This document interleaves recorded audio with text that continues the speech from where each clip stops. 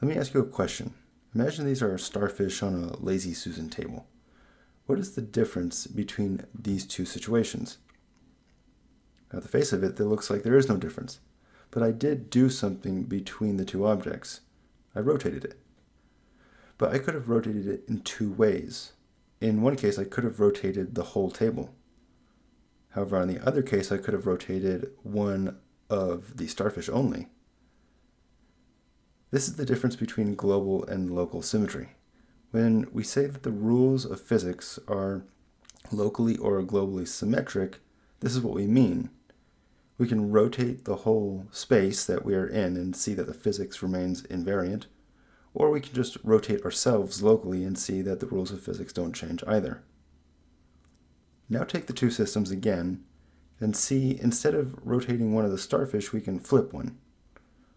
The system still looks the same. The addition of this flip along with the rotations that we can do make this a non-abelian case, because certain rotations followed by certain reflections do not result in the same oriented starfish for both cases. As we'll see in this video, there are going to be analogs between this notion and ideas in economic systems as well, and not just in physics, and we'll use those as analogies to get some points across. So let's go ahead and get started. Alright guys, what is going on? We are starting another playlist on quantum chromodynamics. I just couldn't wait. I'm sort of deviating from my structured calendar on how I'm doing this, and I'm just going to be putting out more and more content. With your support, I'll be able to put more and more content out, so make sure to go onto my Patreon page and click like and subscribe here. So let's now go ahead and get into quantum chromodynamics. So before we get into the really advanced stuff, what my aim here to do is to start not at super bare bones where you have to go through algebra and then group theory and all that. We're going to start at a place, and I think I've constructed this in a way so that we can sort of understand the algebra, understand the group theory, and all the necessary foundational stuff in this video. And then in the next videos to come, we're going to get even more and more advanced. We're going to be deriving and explaining concepts that you probably haven't really seen here on YouTube, right? I don't think I've actually seen like a comprehensive course on quantum chromodynamics on YouTube. So this might make this channel unique. So with all that being said, let's now go ahead and get started. So in this video, we are going to be talking about the difference between abelian and non-abelian cases. And then in the next video, we'll talk about what makes something a gauge theory. And then we're going to bring the two things together, and then we're going to start talking about quantum chromodynamics. So to start to understand gauge field theory, we are going to start off by generalizing the non-abelian field strength tensor.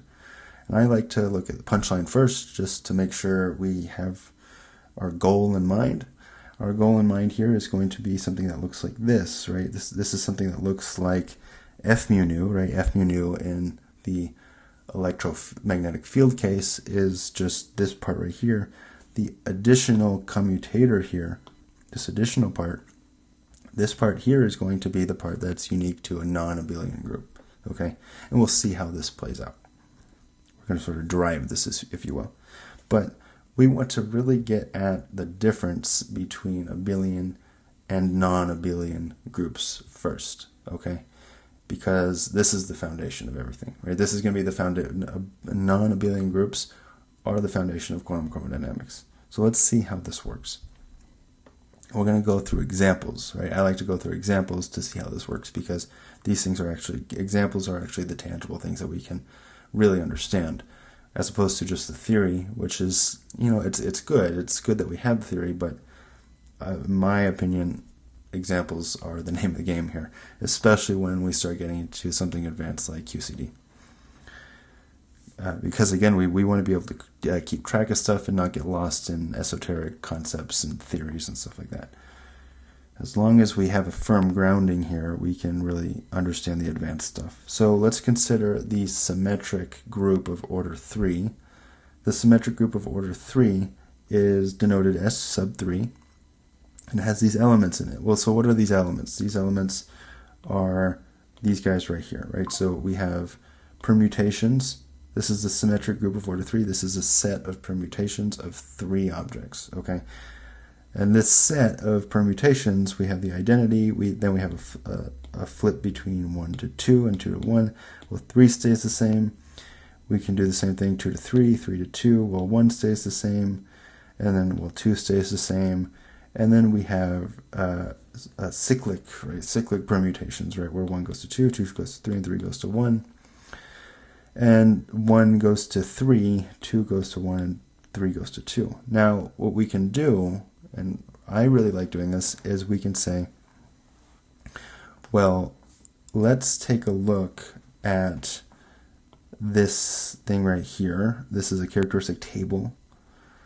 And as we've seen in the animation before we got into this video, this here, we could see that, okay, if we do, say, T12 followed by T12, right? If we go 1 goes to 2, and then followed by T12 again, well, if 2 goes to 1, this is going to land, this is going to go back to 1, right? This is going to go back to 2. And what we end up getting is just identity, right? So this characteristic table, it tells us everything that we need to know about the order of events, right? So now if we take sigma, right? So if we take sigma and then tau 13, for example, and then tau 13, so we do sigma, we do the cyclic permutation followed by this permutation. When we do that, we get T12. The result is going to be just doing this right here, okay? And you could sort of see that, right? You can draw this out. You can draw it out if you want. And when you do that, you'll get that we have this T12. And we could do the same thing for sigma to T13, or to T13 first, and then do sigma, and we get T23. These two things are not the same, right? These two elements right here are not the same. And so this is what makes this a non-abelian group. So the symmetric group of order 3, or S3, is a non-abelian group. Okay, this is going to be important. The order of a symmetric group is given by order S sub n, okay, where n is the number of elements in the group, and that's going to be given to us by n factorial. Let's consider the dihedral group of order 4. This is D4, and it contains all these elements. And all these elements, this should be a 1, right? So we have, that's a 1. But all of these elements, these are reflections and rotations, right? So of order 4, let's erase this really quick, we have something like this, right? We have 4 objects. I like to organize this to look like a star.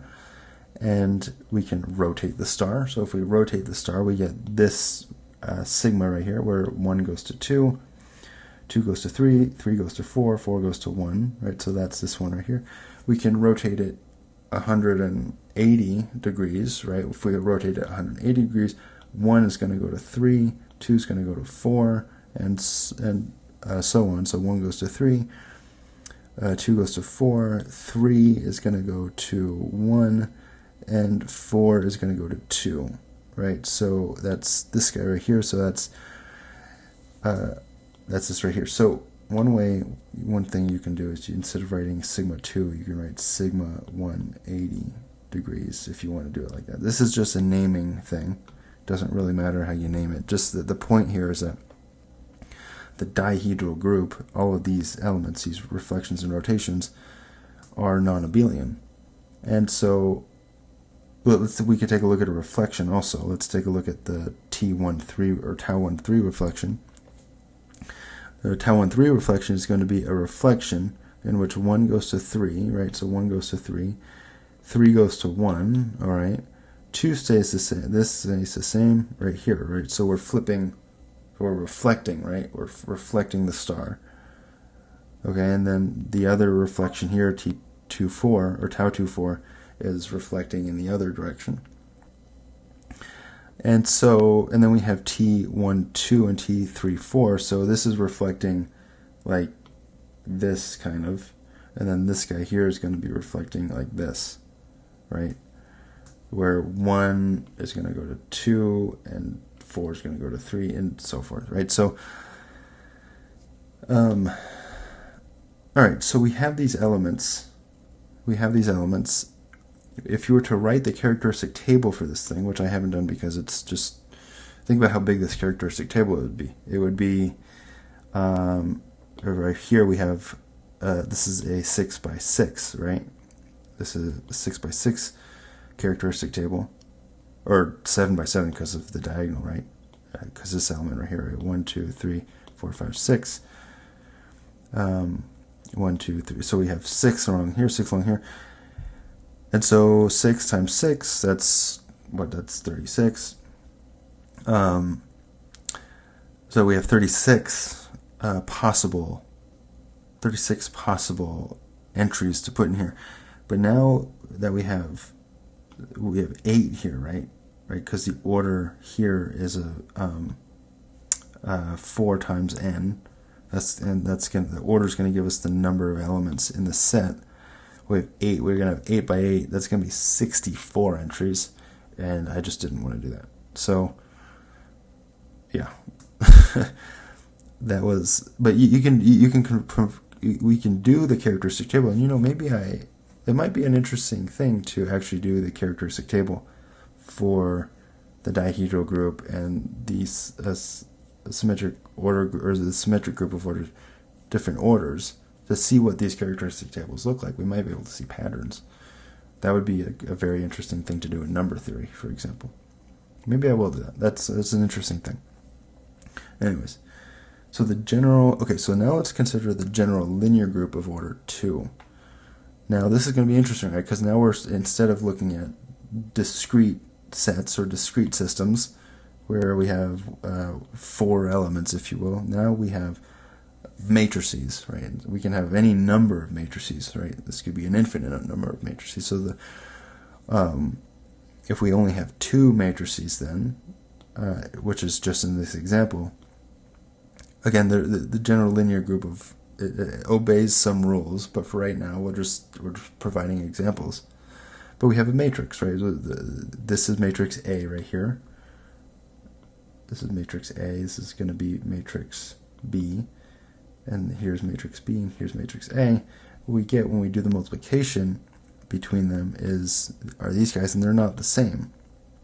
Right? So that's like the same thing as saying, well, this followed by this is this, which is not, it's not the same as this followed by this, which is right here, right?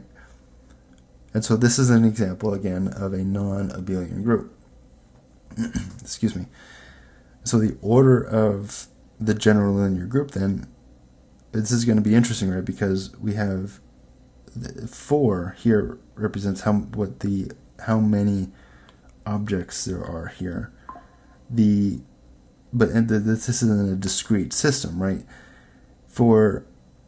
If F was discrete, in other words, there was Q objects in this field F, then we can calculate an order. But if there is no specified Q, typically this is going to be regarded as a continuous field. And so the order of this doesn't really make sense anymore. It's going to be an infinite order. So but we can calculate for a general linear group. And again, groups, they have to obey the set of rules, right? It can't just be any random matrix, set of matrices. It has to be closed. That's a big one. They have to commute, or not necessarily because we're looking at non-abelian groups here, but they have to be closed. There has to be an identity. There has to be an inverse, the notion of an inverse in a group. So there's all these things that are part of a group, which means that we just can't pick any matrices off the top of our head. We have to pick a set of matrices that obey all these rules. That's a topic for group theory, though, which not a topic for quantum chromodynamics, because that would just take us too far into really starting at basics when we kind of don't really want to start there. We want to get straight to QCD, and to get to QCD, we kind of are assuming, I'm kind of assuming that you know a thing or two about group theory, algebra, basic algebra, trig, calculus, and all that. But I will every now and then bring in those concepts and sort of their infancy form so that we can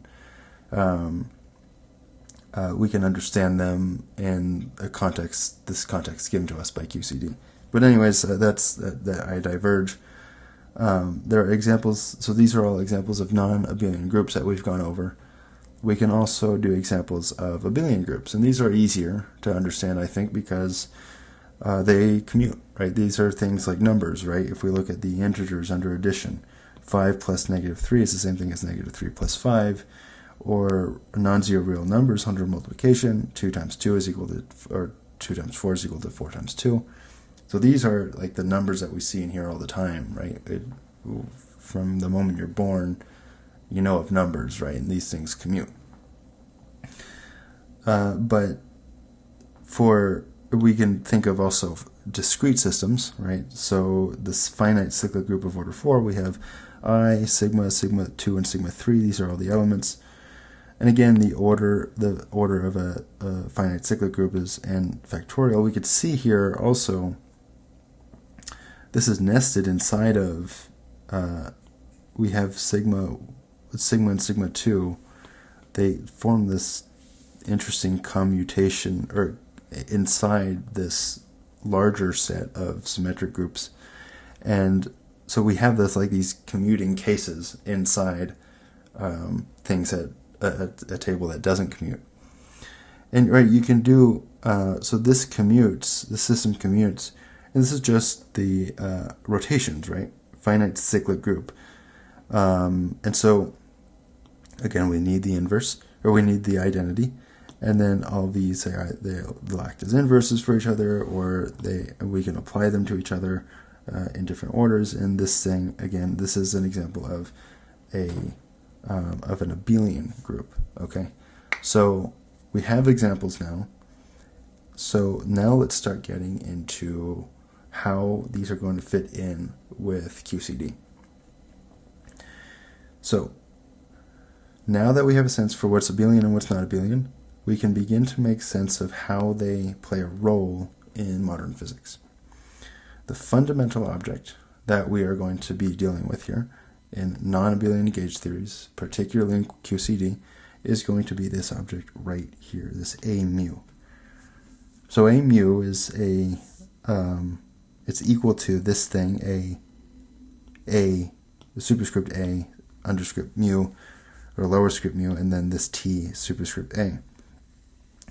It is going to be of vital importance, and I beseech you, or I urge you to do not understand these things, these A mu's, as matrices. It is tempting, right? It's tempting because it has two indices. It's tempting to think of these as matrices, but they are not, okay? These are functions. A is literally just a label, okay? It's a label. It's not a space-time index. Mu, on the other hand, is a space-time index. So I want to emphasize this because when I started going through this, my first initial confusion was, is this a matrix? It looks like a matrix to me. I thought it was a matrix, but then as I continued to study this, not a matrix. So not a matrix, right? Not a matrix. The idea here is that A is going to be a label. And in the case of QCD, there's going to be 8 labels, right? So A is going to equal 1 to 8. In electroweak theory, right? In electroweak theory, A is going to equal 1 to 3. Not space-time indices. Again, not space-time indices. And then T, the T matrices, these guys here are going to be the matrices that don't commute. Right? So let's take an example. And also mu here. This is a space-time index. Right? So this is important, right? Because you like when you study tensor calculus, for example, these things are both space-time indices, right? But because this isn't a space-time index, this thing cannot be interpreted as a matrix. So let's continue with an example. We can perform an example with the Pauli matrices. And so the T matrices, again, these are the things that don't commute, right? So we can write this in this way, all right, where we just do the matrix multiplication, and these things, again, these are just functions. These are space-time functions, right? They have these space-time indices, and they're functions, right? And when we do this, we get this thing right here, right? We get this guy right here. And we can see that the Pauli we show that these things don't commute, right? We get sigma 1, sigma 2. When we multiply them together, we get this. In the other order, we get this. Their commutation between the two is going to be T3. That's going to be important to note, which is what we're going to get to when we start talking about the field strength tensor.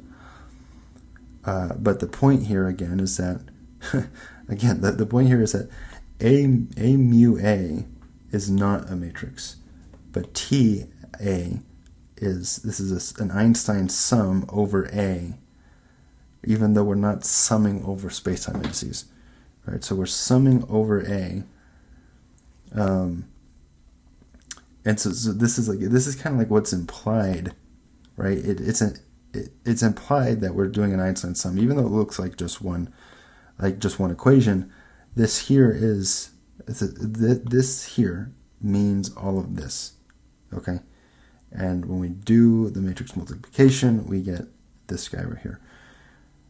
And so we could almost see now how these things are not matrices, because then we would have matrices inside this matrix, and that would just be ugly and disgusting, and we don't want to deal with that.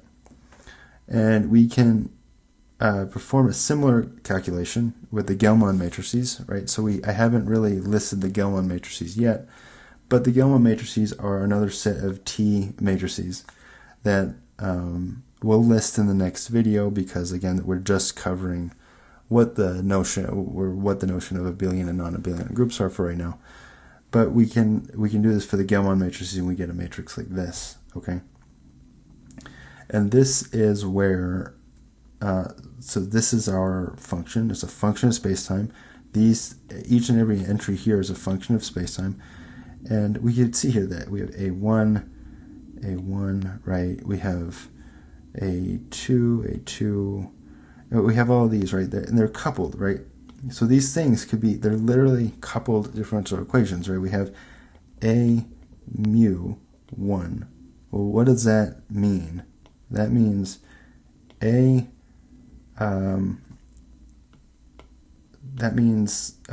A1 tau AX, or not tau, right? A1X, A1Y, and A1Z, right? That's like a vector, right? And so this guy here, these are spacetime indices. So it's easy to think that each one of these entries in the matrix are matrices themselves, but they are not, right? I just want to hammer that in your guys' head. They are not matrices, right? They're vectors, right? They're vectors on spacetime.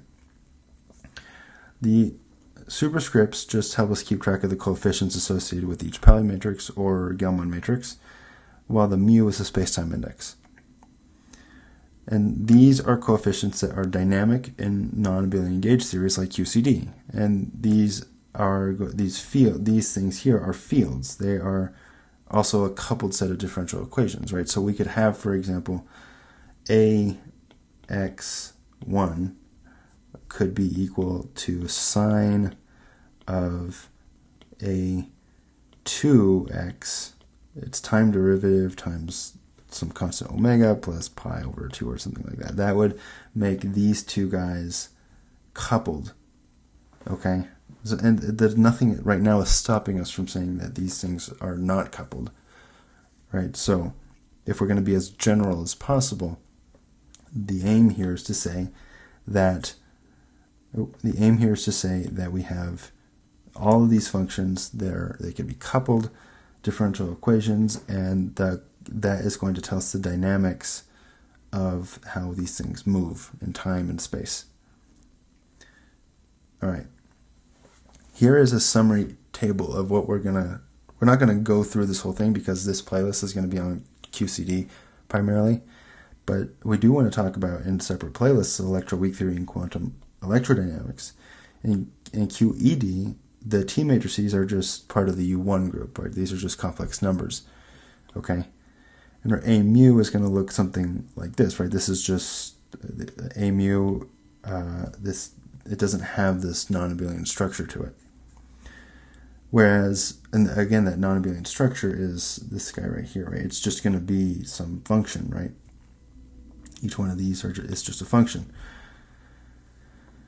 Whereas in the non-abelian gauge theory, we have the SU2 matrices, right? These are the Pauli matrices that give us the electroweak theory. And then we have SU3 matrices, and we'll take a look at what SU3 matrices are, but these are the Gelman matrices, okay? And in quantum chromodynamics, right, so we have these are matrix valued, right? This is a matrix valued, so like an equivalent to an electromagnetic potential. It's a matrix valued field equation, right? Because this thing is a field, which means that we can attach this thing, right, to every point in space-time, okay? And this matrix tells us how these things are related to each other, okay? And we could take the determinant of this thing, we could take the trace of it, and so forth. The idea here is that this is a matrix-valued equation. This is a vector-valued equation, and this is a matrix-valued field as well, right? I wouldn't say equation, I'll say fields. So they're matrix valued, okay? In the case of QCD, we have red anti-green fields, red anti-blue, green anti-red, and so forth. We have all these, and then we have these superposition fields as well, which are going to be interesting, but just for right now, we're looking at this from a bird's eye view, where we have 8, each corresponding to its own Gelman matrix, 8 fields, okay? And these 8 fields are going to be important as we continue with QCD, right? This is just something to note, okay? In electroweak theory, right, we have 3 gluons, but these gluons are going to be shoved into, or not shoved in, but they are part of what we're going to call bosons, right? So these guys here are going to be gluon fields. Then we have boson fields. The boson fields are going to be combinations of W1 and W2, right? The difference here also, W1, we could write these guys as A1, A2, and A3, right? Just to be consistent here, like we've done here. But the nomenclature in the literature it says W, right? But these are just the gluons. They're combined in this way to create bosons. We'll see. This isn't really going to be a course in electroweak theory, but this is like an intro video to give us like a holistic bird's eye view of things. And then we have this right here. And so they're combined in this way. The W3 is going to be combined with an element in the U1 case, in the abelian case, which is just B mu, which is not the same thing as this thing, but it is a U1 object. And combined in this way, we have a massive boson field, which is going to mediate the neutral weak force. And then we have a massless boson field, which is a photon field. And that is going to be mediated by the electromagnetic field force. And so this combination here, you see like this U1 cross U2, or SU2 cross SU3. We've seen that quite a bit said in pop culture, but also it's quite seen in physics as well. It's very, very seen in physics. this here, this combination of U1 and SU2, that's what we're getting right here, okay? And then there's going to be this notion of spontaneous symmetry breaking, which we'll get into later, but that's related to this also. Again, it's not, this playlist specifically is going to look mostly at QCD, but when we need to, we'll refer to electroweak theory and QED also. But in the case of abelian gauge theory, we have our abelian field strength tensor, and this is given to us by Maxwell's equation. This gives us Maxwell's equations, right? So if we have, right, we take F mu nu, we're going to have like a constant out here, we're going to have an integral. This thing here is going to be related to an action. When we take the action and we take its change and set that equal to 0, that's going to give us Maxwell's equations. Similarly, in the non-abelian case, we don't get Maxwell's equations, we get something called the Yang-Mills equations. And we're going to be taking a look at those as well, because those fall under the category here of being non-abelian, of being in the non-abelian category, right? And that's where QCD lies. All right, okay, so what we want to do now is we want to take this thing here and we want to make sense of it. We want to make sense of why we have this commutation here, this commutation relationship right here. And we're going to do this through an economic model, right? So I really like applying economics to modern physics. I think it actually offers some valuable insights in how we can understand this stuff. So let's do this. The idea here is that suppose we have an apple, or a bushel of apples, or whatever, and for apples we're selling them to Italy. Suppose we live in France. I don't live in France, but suppose we live in France. We're selling apples to Italy, and they're sending apples to Germany, and we can also send apples to England, and then they sell the apples to Germany. The end point here, right? So the end point here is going to be right here, right? This is the final point, and then here is the initial point. And we can take two roots, and the idea here is that we want to compare the two roots to each other. Well, we have we can identify quadrants, right? Depending on what direction's positive and negative, so that we can construct this thing right here, right? So if we define upwards to be positive, we get, or actually the point here, I misspoke here. The idea here is that we want to take the difference between these two guys, and we want to find the difference between those two guys, okay? Because we want to find the difference between traveling one direction and traveling in the other direction. Okay, and so when we do that, we take the difference of these guys, and then the difference between these two guys, and then when we take those differences, we want to then take the difference there, right? So this is like taking the difference between two paths then, right? So this guy here is going to be taking the difference between the two paths, right? So this is one path, and then the other path is going to be, say, this guy right here, right? So and if the difference between the two is 0, then we get an abelian case, and we'll see, or not an abelian case, right? So this just goes to 0. But the idea here now, okay, so we take these two things look like derivatives now, right? Because we can construct this to look like a derivative. We take a to go to 0, and we get the derivative of a mu, right? This mu, again, is going in the upward direction, and nu is going in the sideways direction here. And so we get this, and so F mu nu here, we can just write that F mu nu, right? That is going to look like this. All right? So that's the abelian case. Let's take a look now at the non-abelian case. And I realize this video is going a little bit long, but that's okay. I'm not here pressed for time or anything like that. In the case where we have, so in this example, we've therefore discovered how The value of apples in Germany differs according to the path that they take through different countries. Now let's consider a non-abelian case. In the case where we consider different types of commodities now, right? So this is, suppose we're selling apples, but suppose also that we want to sell other things like bananas or cuties, right? Cuties are oranges, but I put C here just to be, because we have A, B, and C.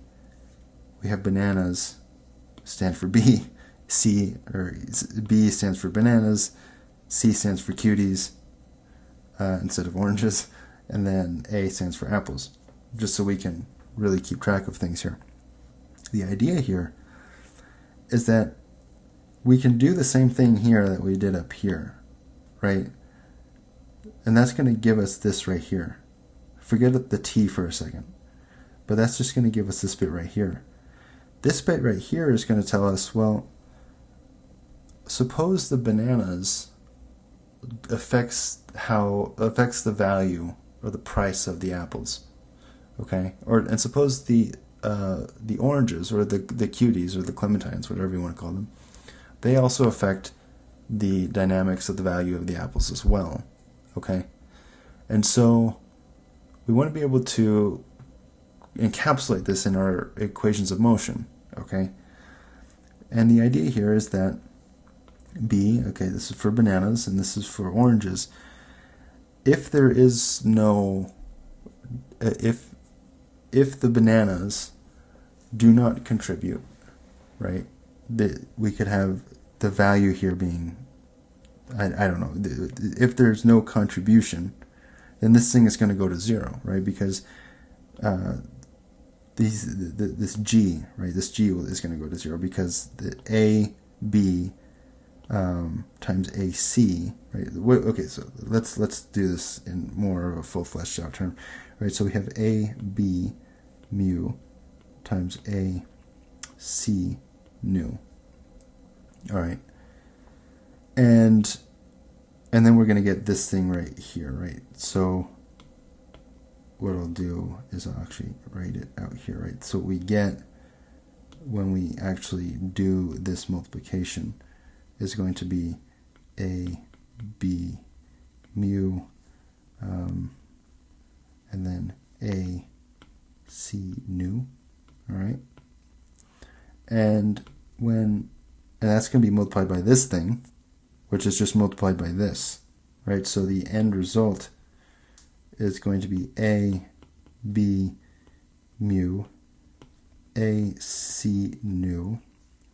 We'll have, they'll just multiply by I, F, B, C, A, T, A. All right. So this is nice, right? Because we have a TA here and we have a TA here. Okay. So what's left over is just the value of the bananas and the value of the cuties. And then we have these constants, okay? And we have this G constant out here, right? We have a G out here as well. And, okay, so the value of the bananas, if it's 0, then that's going to go to 0. The value of the oranges, or the clementines or whatever, if they're 0, then this term's going to go to 0 as well, okay? But if the constants are 0, the constants are going to tell us the degree of coupling, right? We have this thing called a structure constant that relates the commutation relationship with this thing right here. But then we have this constant here, which tells us the degree of coupling between these two fields, okay, with this guy here. And what's nice now is that we have this in terms of TA and all of this now in terms of TA. So the way we can write this now is by saying d mu a nu minus d nu a mu, and then we have that's going to be plus ig. All right, that's going to be plus ig, and then that's a bad I, F, B, C, A, right? And then we're going to have,